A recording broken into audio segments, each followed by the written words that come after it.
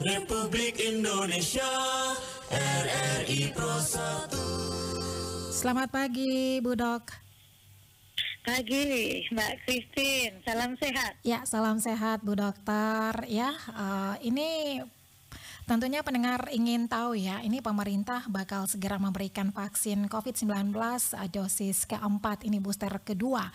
Dan untuk wilayah ND sendiri nih Bu Dokter, ini update vaksin booster pertama ini sejauh ini sudah berapa persen nih Bu Dokter? Iya, jadi per 28 Juli ya itu vaksin pertama itu 95,8%, vaksin kedua 75,14%. Tetapi memang booster pertama atau yang vaksin yang ketiga itu masih sangat rendah sekali, 12,29%. Oke, 12,9% ya? Iya, kecil sekali ya. Oke, nah sejauh ini peran dari dinas terkait ya untuk bisa menggenapi ya para masyarakat ya khususnya untuk bisa menerima vaksin booster ini seperti apa nih Bu Dokter? Iya, jadi sebenarnya target kemarin dari pemerintah itu per Juli harusnya ini sudah harusnya vaksin pertama sudah 100%, vaksin kedua di atas 70, kita sudah mencapai 75, tapi kalau bisa ditingkatkan sampai maksimal. Kemudian yang ketiga itu harusnya sudah lebih dari 30%. Memang sulitnya vaksin yang ketiga ini Mbak, karena memang aturan dulu hanya mensyaratkan bahwa vaksin kedua itu boleh kemana-mana, sehingga orang-orang memang berpikir mungkin ya antusias sampai ngapain yang ketiga, yang kedua saja sudah bisa kemana-mana. Tapi saya sangat gembira, salah satunya kalau ada bantuan dari aturan sehingga keluar daerah lagi mulai tanggal 17 Juli diberlakukan harus booster atau vaksin ketiga. Itu memang sangat membantu, Mbak. Jadi memang dengan adanya penurunan jumlah pasien COVID atau sekarang 0, ND ini sudah hampir minggu-minggu ya, atau bahkan 1 bulanan sudah 0 ini, jadi makin lengah ya, artinya bahwa merasa bahwa COVID sudah tidak ada. Jadi itu yang menjadi tantangan berat bagi kami untuk kembali mengedukasi bahwa vaksin masih tetap diperlukan, mengingat sebenarnya pandemi COVID belum dicabut dan COVID masih ada di antara kita. Oke, baik. Ini menjadi alasan dasar ya, karena masyarakat masih sudah merasa bahwa sudah terbebas dari COVID seperti itu ya. Padahal COVID ini belum usai ya, masih ada COVID harian yang menjadi momok juga ya, banyak yang menyerang seperti itu. Oke, baik Bu Kadis, tentunya pendengar juga ingin tahu ya, ini berdasarkan informasi bahwa pemerintah ini juga bakal segera memberikan vaksin COVID-19 dosis keempat ini. Nah, ini apa menjadi pertimbangan dari pemerintah ini Bu Kadis? Iya, benar Mbak. Jadi memang pemerintah pasti memikirkan bagaimana kita selalu waspada, karena memang belum berakhir pandemik ini. Kita harian COVID kita tahu bersama bahwa bisa kita browsing ya, bahwa Indonesia ini masih lumayan, setiap hari ada penambahan ya, walaupun di daerah kita sudah 0, tapi kita harus waspada, dan pemerintah juga rupanya tidak lengah dengan hal ini.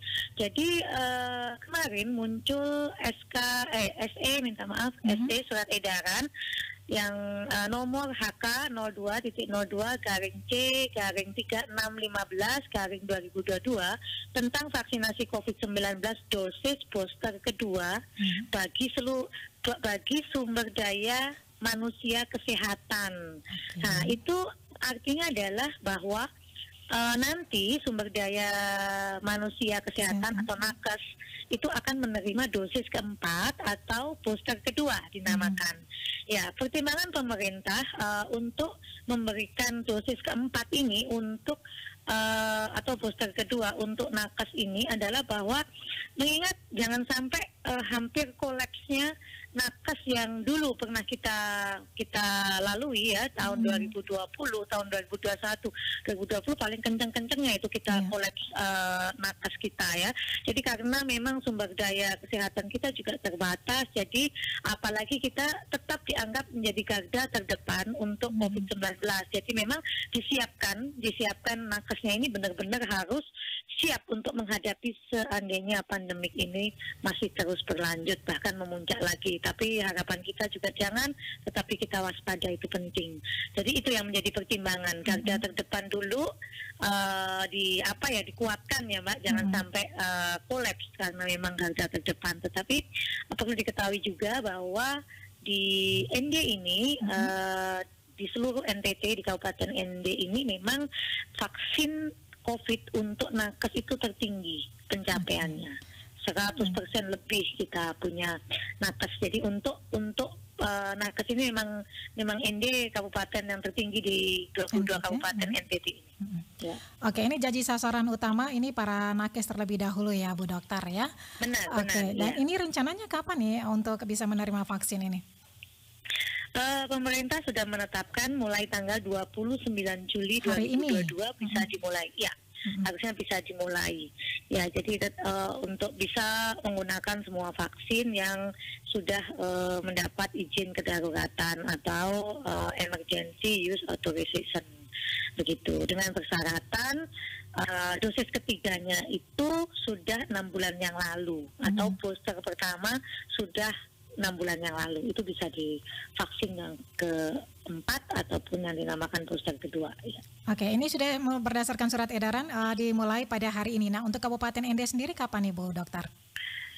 Kami sesuai dengan edaran. Kalau hari ini pun nakes ada yang menginginkan booster kedua dan sudah memenuhi syarat untuk 6 bulan yang lalu, lebih dari 6 bulan yang lalu sudah menerima booster yang pertama, kami pun bisa melakukannya langsung.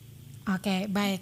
Nah, ini untuk booster kedua ya, selain untuk nakes, apakah untuk masyarakat setelah nakes atau seperti apa Bu Dokter?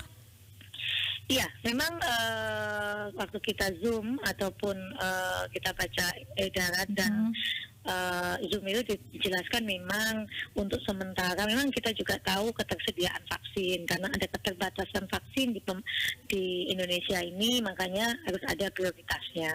Prioritas yang pertama memang harus nakes dulu karena kami garda terdepan. Kalau kami ambruk nanti malah tidak ada yang seandainya ada COVID lagi tidak ada yang bekerja. Jadi prioritas pertama memang nakes, tetapi masyarakat umum juga masih dikaji dan melihat ketersediaan vaksin tentunya.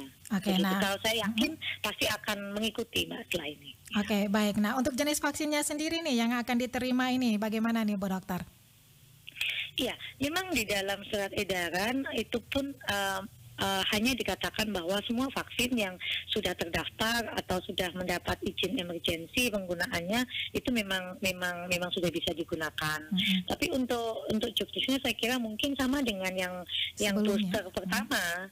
Jadi kayak Sinovac primernya itu bisa mendapatkan setengah dari Pfizer ataukah setengah dari Astra begitu. Jadi memang itu juknis itu memang belum diubah, hanya bisa dikatakan bahwa semua bisa dipakai dan tentunya mungkin booster yang ke satu itu bisa dipakai aturannya.